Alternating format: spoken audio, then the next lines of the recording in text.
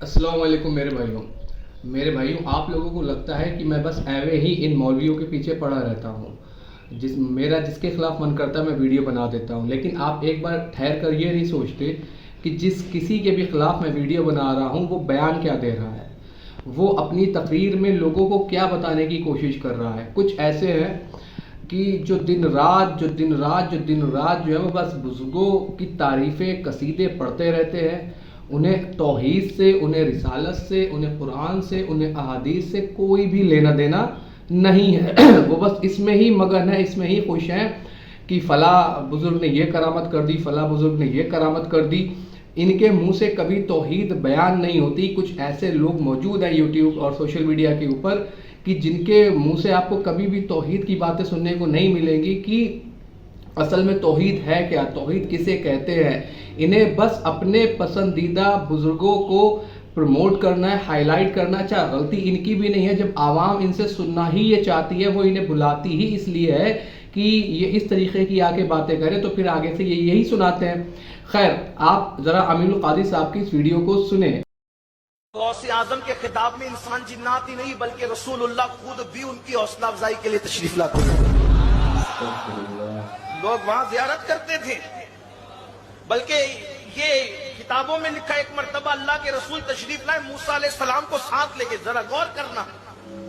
اللہ کے رسول حضرت موسیٰ علیہ السلام کو ساتھ لے کر آئے، فرمایا موسیٰ کیا تمہاری امت میں بھی ایسا کوئی ولی ہے؟ کیا تمہاری امت میں بھی کوئی ایسا ولی؟ حضرت موسیٰ علیہ السلام نے عرض کی یا رسول اللہ اس جیسا ولی تو کسی امت ہی میں نہیں ہے۔ آپ نے امین القادری صاحب کی اس ویڈیو کو سنا جس کے اندر وہ کہہ رہے ہیں کہ شیخ عبد القادر جیلانی بڑے پیر صاحب کی تقریر میں ان کے پروگرامز کے اندر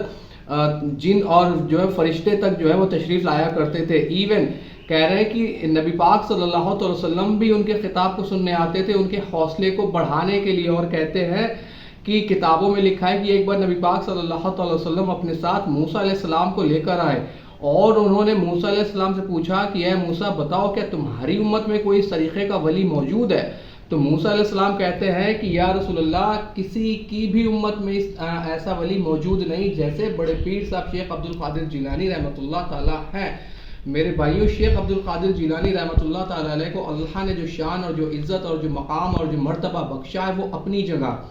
اس میں کوئی شک و شبہ نہیں کہ وہ اللہ کے محبوب بندوں میں سے ہیں، وہ اللہ کی جنتوں کے اندر انشاءاللہ تعالی جلوہ افروز ہوں گے اس وقت، ٹھیک ہے۔ لیکن اس کا قطعاً یہ مطلب نہیں کہ آپ ان کی شان کو اتنی بلند اور بالا کر دیں کہ کبھی آپ انہیں صحابہ سے اوپر لے کے جاتے ہیں، کبھی اہل بیت سے اوپر لے کے جاتے ہیں، کبھی آپ انہیں انبیاء علیہ السلام کی جماعت سے اوپر لے کے جاتے ہیں، اور کبھی اللہ کے مد مقابل لے جا کر کھڑا کر دیتے ہیں۔ نبی پاک صلی اللہ علیہ وسلم نے فرمایا تھا کہ دیکھنا میری شان کو اس طرح بلند مت کرنا جس طرح نصارہ نے اپنے نبی کی میں اللہ کا بندہ اس کا رسول ہوں، مجھے اللہ کا بندہ اس کا رسول ہی کہنا۔ جب نبی پاک صلی اللہ علیہ وسلم اپنے بارے میں یہ ڈر دلا رہے ہیں لوگوں کو کہ میری شان کو اس طریقے سے بلند مت کرنا، تو یہ جو شخص ہے جو دن رات بڑے پیر صاحب کی شان کو نہ جانے کہاں سے کہاں پہنچانے کی کوشش کرتا رہتا ہے، اور عجیب جھوٹی قصے اور کہانیاں جو ہیں ان کے نام سے لوگوں کو سناتا رہتا ہے، ان سے سوال کوئی کیوں نہیں کرتا؟ ان سے کوئی کیوں نہیں پوچھتا کہ حضرت آپ یہ جو بیان کر رہے ہیں یہ کون سی کتابوں کے اندر ہے، اور کس شخص نے اور کس دلیل کی بنا پر یہ ساری باتیں اس شخص نے لکھی ہیں؟ آپ ذرا خود سوچیں کہ جبریل امین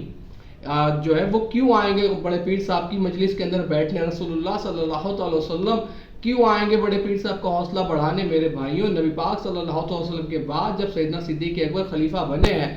تو منکرین زکوٰۃ سے جنگ ہوئی ہے اور مسیلمہ کذاب سے جنگ ہوئی ہے۔ کیا نبی پاک صلی اللہ علیہ وسلم کبھی سیدنا ابوبکر صدیق رضی اللہ تعالیٰ عنہ کا حوصلہ بڑھانے کے لیے آئے؟ اس کے بعد حضرت عمر کے دور میں رومن اور پرشین فتح کیے گئے، کیا نبی پاک صلی اللہ علیہ وسلم حضرت عمر کا حوصلہ بڑھانے کے لیے آئے؟ میرے بھائیو، تو پھر یہ کیسے ممکن ہے کہ وہ بڑے پیر صاحب کی تقریر سننے آئے اور ان کا حوصلہ بڑھانے اور ساتھ میں موسیٰ علیہ السلام کو لے کر آئے؟ میرے بھائیوں، ایسی باتوں کا قرآن اور حدیث اور اسلام سے کوئی لینا دینا نہیں ہے، اور نہ ہی اسلام ان باتوں کو انڈورس کرتا ہے۔ آج دور وہ آ چکا ہے کہ غیر مسلم لوگ ان کے جیسے عالموں کی ویڈیوز کو شیئر کرتے ہیں اپنے پلیٹ فارم سے اور مذاق اڑاتے ہیں کہ دیکھو دنیا کہاں پہنچ گئی اور یہ مولوی کیا بیان کر رہے ہیں۔ میں آپ کو 20 ویڈیو دکھا دوں گا جو غیر مسلمز نے اپنے چینل سے شیئر کی ہوئی ہیں ان جیسے مولویوں کی جو اس طریقے کی باتیں آ کر کرتے ہیں، لہٰذا میری ہاتھ جوڑ کر آپ سے گزارش ہے کہ اپنی عقل کو وسیع کریں، اپنے مطالعے کو وسیع کریں اور ان جیسے لوگوں سے دور رہیں، تبھی آپ اپنے ایمان کو بچا کر انشاءاللہ تعالی قبر میں اتریں گے، ورنہ یہ لوگ آپ کے ایمان کو لوٹ لے جائیں گے۔ امید ہے کہ بات آپ کے سمجھ آئی ہوگی۔ الا البلاغ۔